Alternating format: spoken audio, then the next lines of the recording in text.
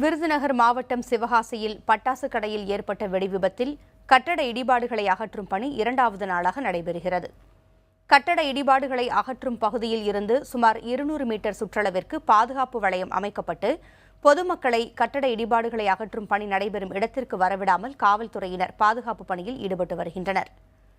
முன்னதாக கட்டட இடிபாடுகளுக்குள் சிக்கியுள்ள பட்டாசிற்கான ரசாயன மூலப்பொருட்கள் வெடிக்கும் வீரியத்தை இழந்திருப்பதாக உறுதி செய்திருக்கின்றனர். இதனால் அருகில் வசித்து வரும் குடியிருப்பு வாசிகள் தங்களது வீடுகளுக்குள் அச்சமின்றி செல்லலாம் என வருவாய்த்துறை மற்றும் காவல்துறை தரப்பில் தெரிவிக்கப்பட்டது. இதனைத் தொடர்ந்து பொதுமக்கள் தங்களது குடியிருப்புகளுக்குள் சென்று படிப்படியாக தங்களது இயல்பு வாழ்க்கையை தொடங்கியுள்ளனர். கடந்த 2ஆம் தேதி நடந்த வெடிவிபத்தில் பட்டாசு கடை, அதைச் சுற்றி இருந்த 3 கடைகள் தரைமட்டமாயின. மேலும் 10க்கும் அதிகமான குடியிருப்புகள் சேதமடைந்தன.